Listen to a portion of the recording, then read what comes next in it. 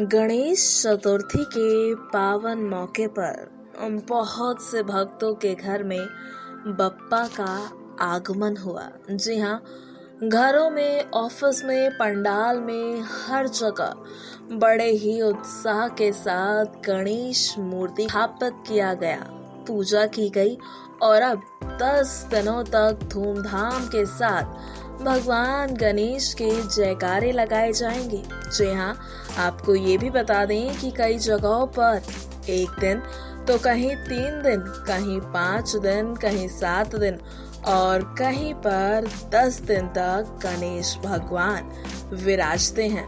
इसके बाद भगवान गणेश का जोर शोर के साथ अनंत चतुर्दशी के दिन विसर्जन किया जाता है।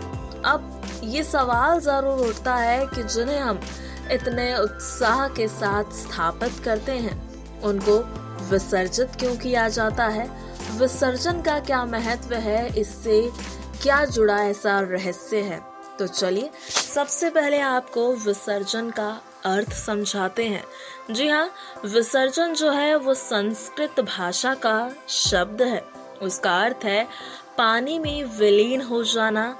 यह सम्मान सूचक प्रक्रिया है। जब भी हम किसी भगवान की पूजा करते हैं, भगवान की मूर्ति की पूजा करते हैं और उसके बाद उनका विसर्जित करके उन्हें सम्मान दिया जाता है। अब भगवान गणेश की मूर्ति का क्यों विसर्जन किया जाता है, इस पर नजर डालते हैं। जी हाँ, आपकी अधिक जानकारी के लिए बता दें कि गणेश भगवान का विसर्जन ये दर्शाता है कि गणेश जी मिट्टी से जन्मे हैं और बाद में इस शरीर को मिट्टी में ही मिलना है। गणेश जी की प्रतिमा मिट्टी से बनती है और पूजा के बाद वो मिट्टी में ही मिल जाती है। विसर्जन से हमें सीखने को क्या मिलता है? चलिए अब आपको इस बारे में जानकारी देते हैं। विसर्जन हमें ये सिखाता है कि मनुष्य को अगला जन्म पाने के लिए इस जन्म को जरूर त्यागना चाहिए।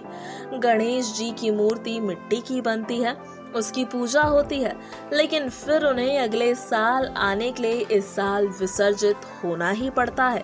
इस प्रकार से हमारा जीवन भी यही है और हमें भी अपनी जिम्मेदारियों का पूरा पालन करना चाहिए और समय समाप्त होने पर अगले जन्म के लिए हमें इस जन्म को छोड़ना पड़ेगा।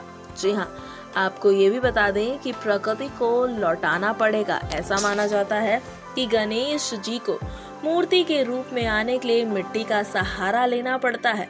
मिट्टी प्रकृति की ही देन है, लेकिन जब गणेश जी पानी में विलीन होते हैं तो मिट्टी फिर प्रकृति में ही मिल जाती है। इससे हमें ये समझ लेना चाहिए कि जो प्रकृति से लिया है उसे लौटाना ही पड़ेगा। खाली हाथ आए हैं और खाली हाथ इस संसार को छोड़कर जाना पड़ेगा और यही रीत जो है वो सदियों से चली आ रही है। आशा है आज की ये वीडियो आपको बेहद पसंद आई होगी। साथ ही इसी तरह की और वीडियोस पाने के लिए हमारे चैनल को सब्सक्राइब करना बिल्कुल ना भूले। नेक्स्ट 9 स्पिरिचुअल से आर्थिक रिपोर्ट।